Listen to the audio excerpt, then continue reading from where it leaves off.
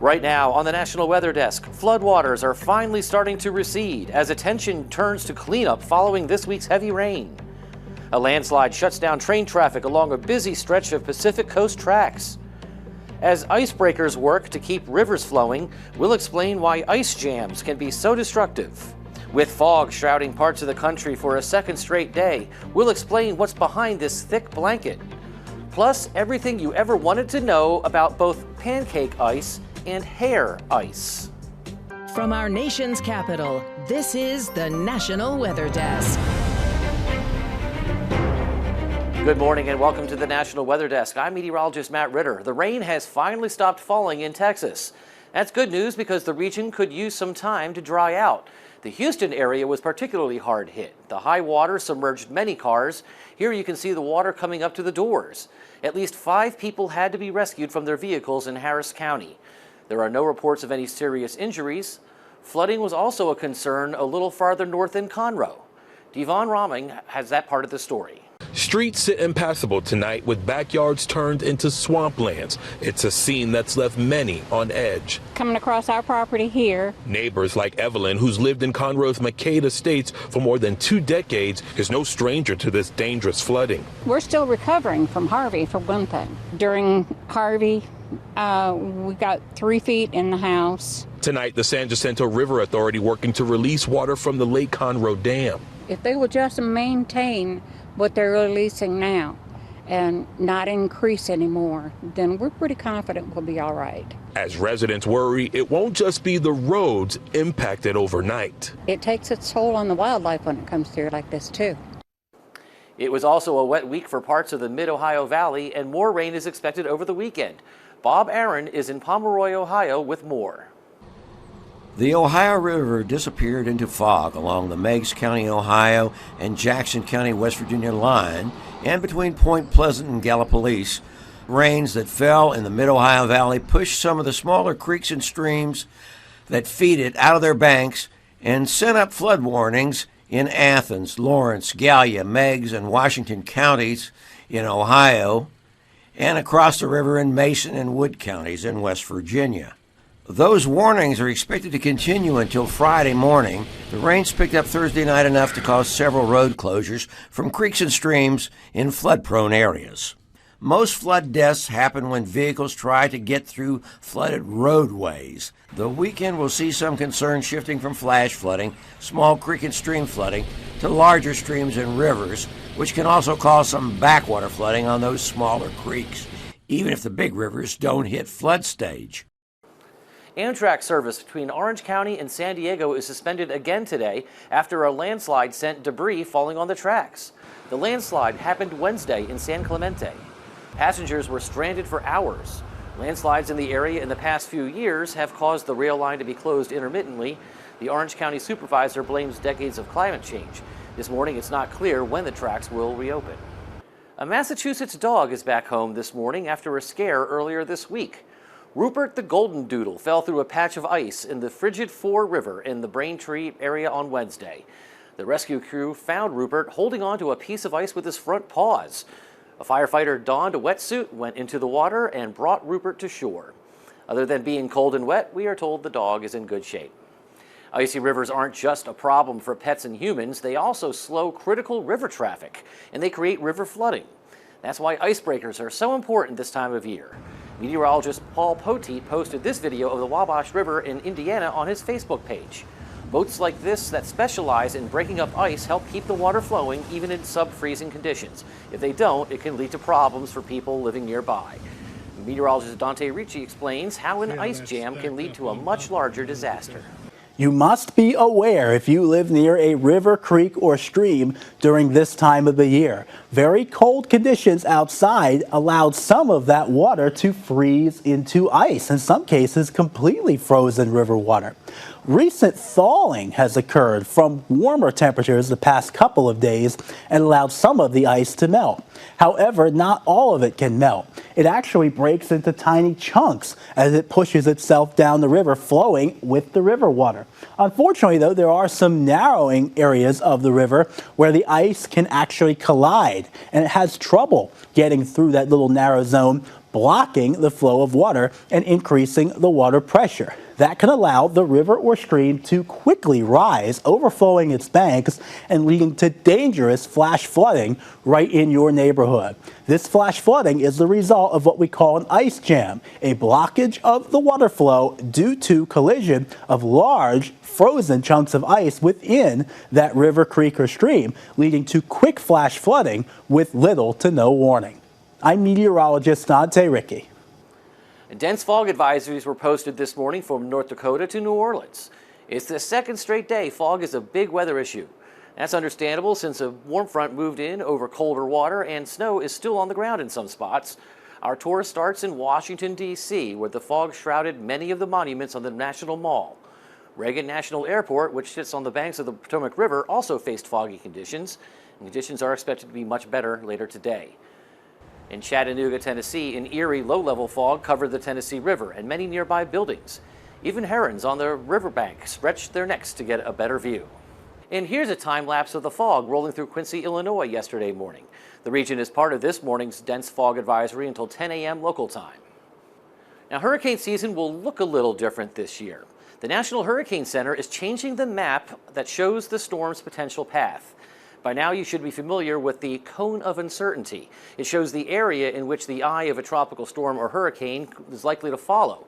But starting this year, the graphic that has that cone will now include potential hazards where people live. In other words, when the cone is over land, it'll be overshadowed by areas under a watch or a warning, even in areas outside the cone itself. Until now, that information was on a separate map. By making this change, the National Hurricane Center says the hazards will take precedence over the cone. It also helps people understand that the risks exist far beyond that cone. The recent rough weather in parts of the country is also bringing about another problem, potholes. And they can be a mild pest at the least by making commutes bumpy. At worst, they can be extremely damaging to your car. They seem to pop out of nowhere, but there are steps that make their formation possible. Meteorologist Ryan Munn explains. As water seeps through the cracks in the road, water can collect underneath the road surface. Every driver knows what a pothole is, and to avoid them at all costs as they can damage your car. But do you ever wonder, how does a pothole get there in the first place? Once the water freezes, it expands and can force the pavement upwards.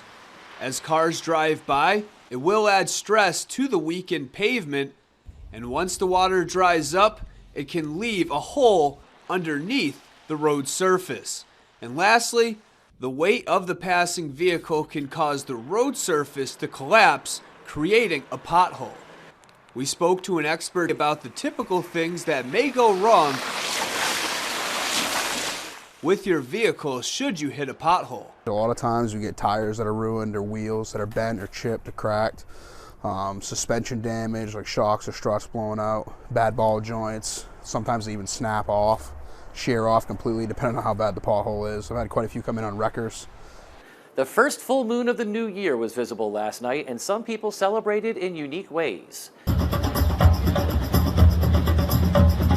A crowd attended this drum circle on a beach in Florida last night. It's part of an ancient tradition to gather around a fire and play drums during a full moon. Last night's moon is known as the Wolf Moon. If you missed it, don't worry. NASA says it'll still appear full through this evening. And check out this image a viewer sent meteorologist Chicago Windler in Austin, Texas. It appears to show a halo around a full moon, but it is also splitting into colors of the rainbow. This is caused by there being plentiful enough water droplets in those clouds to cause refraction into the colors of the spectrum. There is a phenomenon called a moonbow that's even rarer than this. It's when a bright enough moon makes a rainbow on the horizon in the same manner as the sun causes one when it's low in the sky. Coming up on the National Weather Desk, we'll head to Florida again to find out what officials are doing to help restore dunes along the coastline. Plus, with all the fog that's blanketed the country this week, we'll clear the air to help you understand how it forms. You are watching the National Weather Desk. Hurricanes Ian and Nicole brought waves as high as 11 feet to beaches in Florida, creating significant dune erosion. Now a project is underway to restore the dunes and help protect the beaches from future weather events. Dylan Huberman is in West Palm Beach with more. Several storms causing significant coastal erosion in Indian River County. Right after Hurricanes Ian and Nicole, it was very disappointing to see just how much of our sand that we had recently placed had disappeared. The county is working on a $13 million project to replace that sand. More than 400,000 tons of it will be trucked in from a mine in St. Lucie County over the next few months to help restore what the county calls Sector 3, 6.5 miles of dunes stretching from the Seaview subdivision to a half-mile south of the Turtle Trail beach access. However, strong storms this past winter actually delayed the project. Those December storms did kind of impact our current construction project. You know, it just adds a delay in there. We can't send our contractors out if there's no room to work on the beach or if the conditions are not safe for them to work. Along with the sand, more than 700,000 plants, mostly crucial sea oats, will be planted along the dune, offering protection they say a seawall would not. The root structure is actually helping to hold the dune together, so it is a form of a mitigation approach for future storm protection. If we look at Volusia County, we've seen these last two storms do some pretty significant damage to a seawall. Those seawalls had been known to fail. FEMA will provide more than $5 million in funding, and the county will also be receiving a combined $4.4 million from the state's Department of Environmental Protection and Division of Emergency Management. The remainder of the $13 million will be covered by the county's bed tax revenue, not local taxpayers. Giving them a beach that they can actually enjoy, in addition to the upland infrastructure protection measures of the beach and dune system, is definitely a valuable effort on behalf of the county. In the Texas Panhandle, DIY volunteers are creating dams to stop flooding. Known as leaky weirs, the dams reduce downstream overflow as well as help to recharge underground aquifers. As Drew Powell reports, the process is proving to be relatively effective. Water is our most precious resource here because we can't live without it. Members of Ogallala Life Conservation, Inc. are working to construct a series of dams along West Amarillo Creek to help de-energize floodwaters. Right now, whenever it storms, the water rushes through this creek. It's flash floody, and so it comes and goes really fast. And the intent of our work is to slow that down over time. To be able to slow down the water that does come through here, it allows us to rely less on the aquifer for drawing water and also recharges the aquifer. And that's something, throughout the region, the aquifer is drying up. A similar project was recently completed on private ranch land along the northern bank of the Canadian River. To achieve success, the leaky weirs need to slow down the exit flow of water long enough for the floodplain to fill and native vegetation to reestablish. The thought of being able to work with the water to slow it down and create water flow again or recharge the aquifer, that's really one of the only ways that we can contribute positively to the land.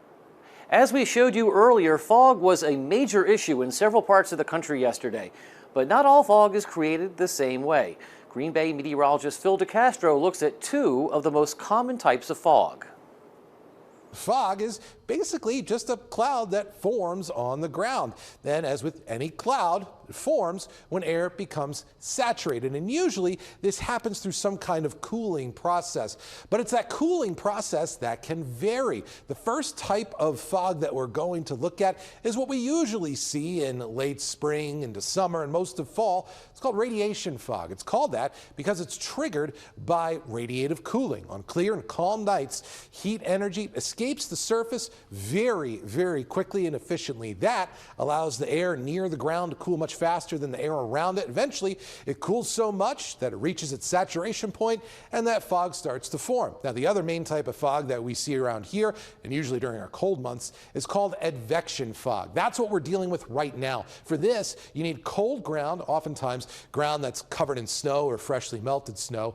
And if you can get warm air blowing in, typically from the south, that warm air blowing across that cold ground starts to cool off. Eventually, that air air, which also typically holds more moisture than the air that was in place before, cools to its saturation point, and the fog starts to form. The process of warm air moving from one place to another by wind transport, well, that's called warm air advection, so that's why we call it advection fog. And it can be really stubborn until either that snowpack finally melts off or until a big shift in wind direction.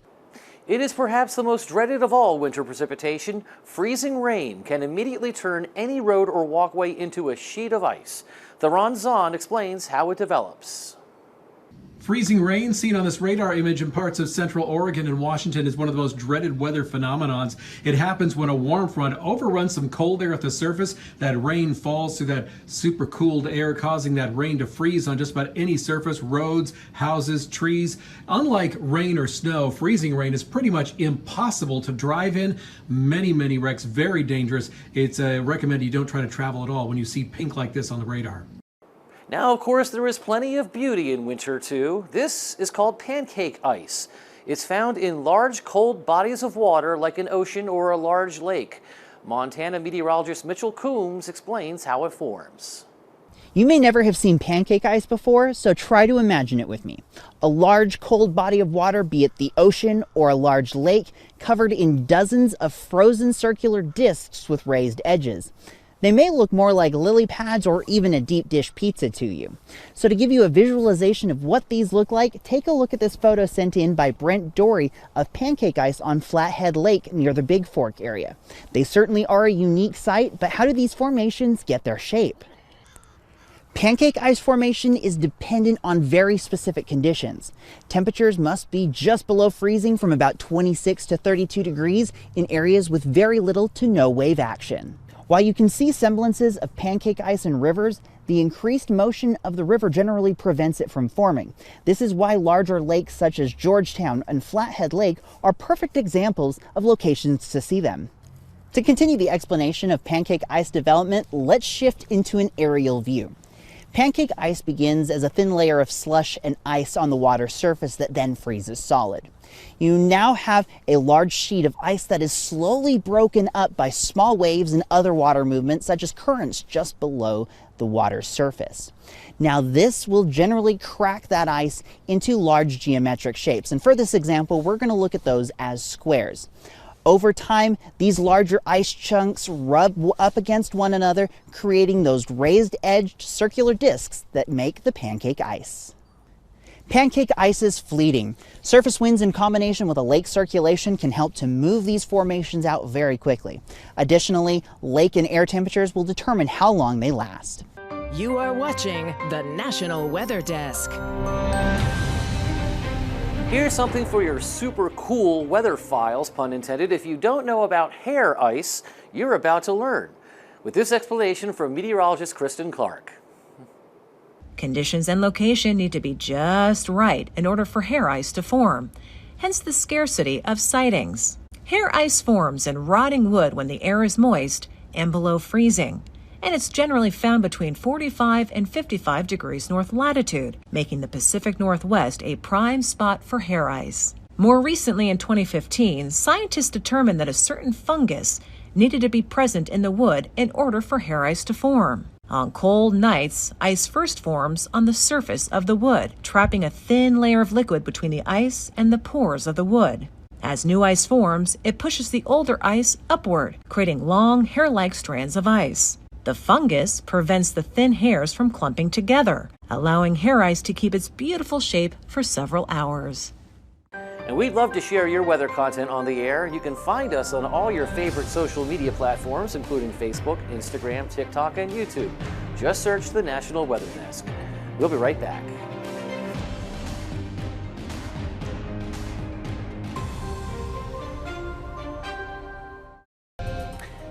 Thank you for joining us. I'm meteorologist Matt Ritter. Make it a great Friday. Have a wonderful weekend, and we'll see you right back here on Monday.